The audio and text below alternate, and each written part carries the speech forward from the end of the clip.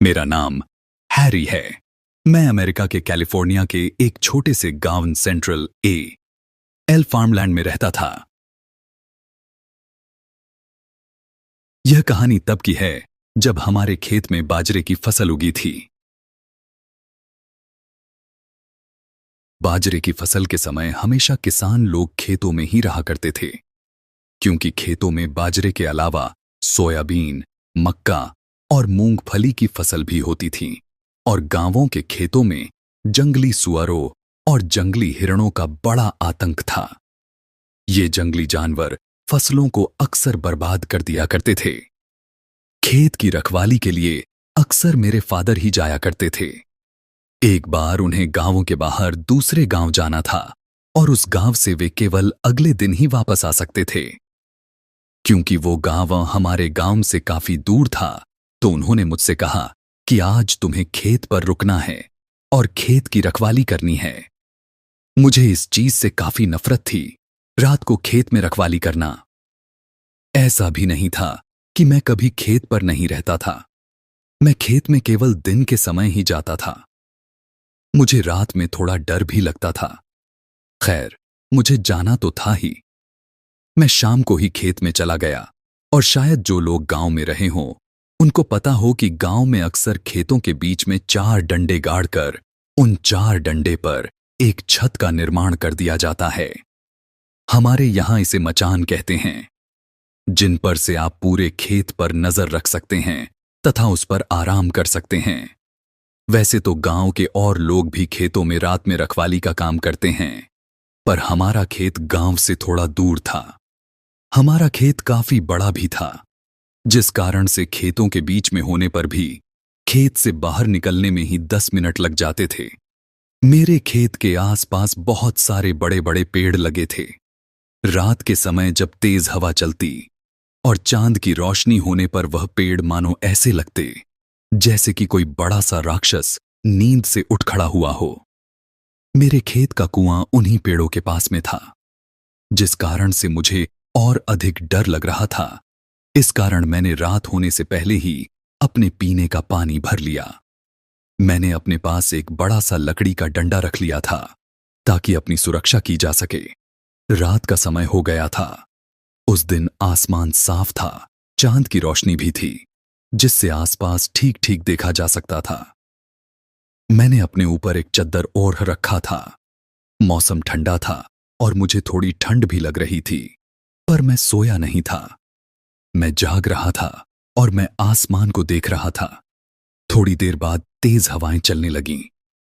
आसपास के पेड़ साए साए की आवाज करते हुए हिल रहे थे। चांद की रोशनी में ऐसे प्रतीत हो रहे थे जैसे कि कोई बड़ा सा राक्षस जिसकी तोंद बाहर निकली हुई हो और जिसके हाथ में एक बड़ा सा कांटेदार भाला हो, और वह अनंत प्रयास करने के बावजूद भी मेरी ओर ना बढ़ पा रहा हो। मैं बस यही सब सोचकर अपना समय गुजार रहा था। मुझे हल्का हल्का डर भी लग रहा था, पर इतना भी नहीं कि मैं डर के अपने घर ही भाग जाऊं। बाजरे की फसल बड़ी हो चुकी थी। बाजरे की फसल इतनी बड़ी थी कि खेत के अंदर होने पर बाहर का देख पाना संभव ही नहीं था। मैं खड़ा हुआ और खेत के बीचों बीच बने अपने मचान से पूरे खेत को देखने लगा। सब तरफ शांति थी। आसपास कोई नहीं था सिवाय कुछ झिंगुरों तथा चूहों के। झिंगुरों की आवाज से मैं थोड़ा डर रहा था। वैसे तो मैंने कभी भी झिंगुरों पर इतना गौर नहीं किया, पर आज पता नहीं क्यों मैं रह रहकर उनकी आवाजें सुन रहा था। एक अजीब सा डर था उन आवाजों में। थोड़ी देर बाद मैं सोने जा रहा था, पर जैसे ही मैं सोने गया, मुझे थोड़ी दूर बाजरे के खेतों में से किसी के हिलने की आवाज आने लगी। मैंने अपना डंडा उठाया और मचान से नीचे उतर के उस ओर जाने लगा। मुझे पता था कि यह जरूर जंगली सुअर या फिर जंगली हिरण होगा जो पास ही के जंगल में से यहां आया है। हमारा खेत जंगल के बिल्कुल बगल में था। मैं धीरे धीरे उस तरफ बढ़ने लगा जहां पर वह जानवर था। अब मैं उस जगह पर था जहां पर से बाजरों के हिलने की आवाज आ रही थी। वहां पर कोई जानवर नहीं था। वहां पर मैंने देखा कि कई सारे बाजरे के पेड़ों को रौंदा गया था और वह रौंदने के निशान खेतों से बाहर की ओर जा रहे थे। मैं धीरे धीरे उस ओर बढ़ता रहा जिस ओर वह रौंदने के निशान जा रहे थे।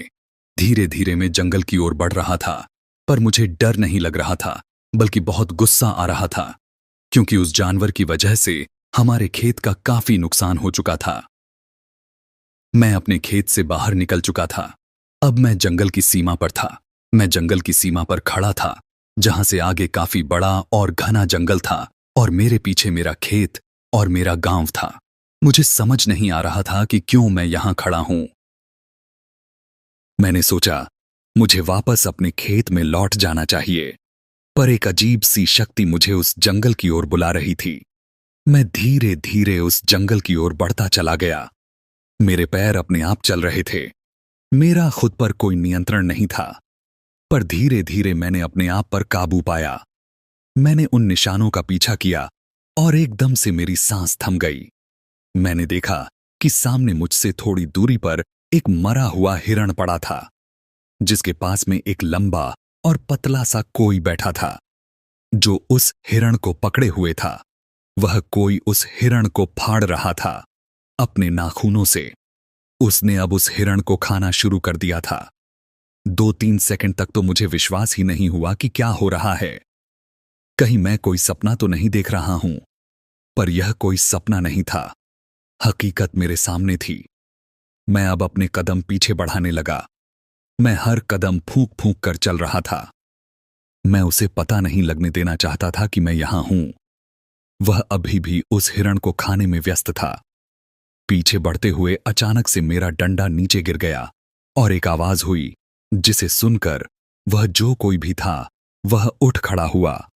उसके हाथ में हिरण का सिर था, जिसे उसने दूर फेंक दिया था, और इधर उधर देखने लगा। तब तक मैं भी एक पेड़ के पीछे छुप गया।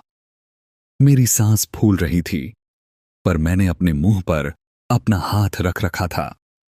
मैं धीरे धीरे वहां से जाने लगा, पर वह मुझे देख चुका था। मैंने भी अब उसे देखा।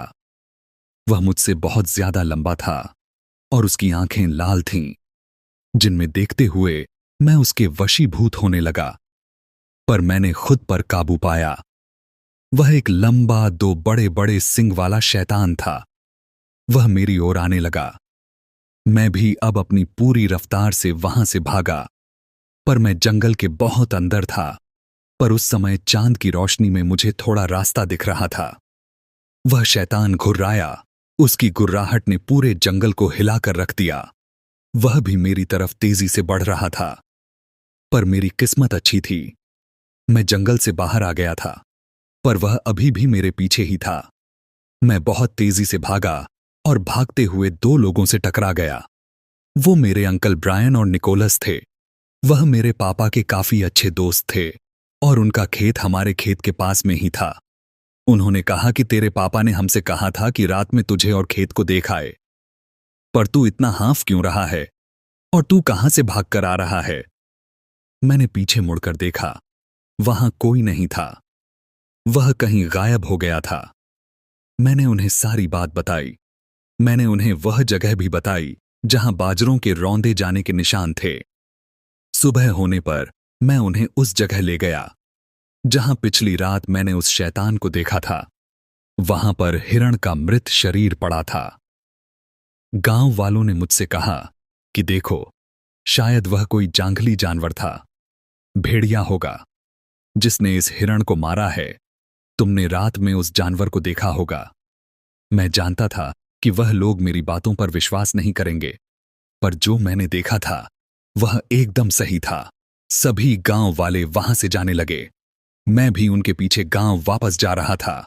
वह लोग मुझसे थोड़ा आगे निकल गए थे। मुझे तभी एक हल्का सा हवा का झोंका छूकर निकल गया। उस झोंके में मैंने उसी रात वाले डर का अनुभव किया। मैं तेजी से भागकर गांव वालों के साथ शामिल हो गया। मुझे नहीं पता वो कौन था और वो कहां चला गया, पर वो चाहता तो मुझे बड़ी आसानी से मार या नुकसान पहुंचा सकता था, पर उसने ऐसा नहीं किया। शायद वो बस मुझे डरा के उस जंगल से दूर रखना चाहता था। शायद उसे जंगल में लोगों का दखल देना पसंद नहीं था। सो आई होप गाइज आपको यह हॉरर स्टोरी अच्छी लगी होगी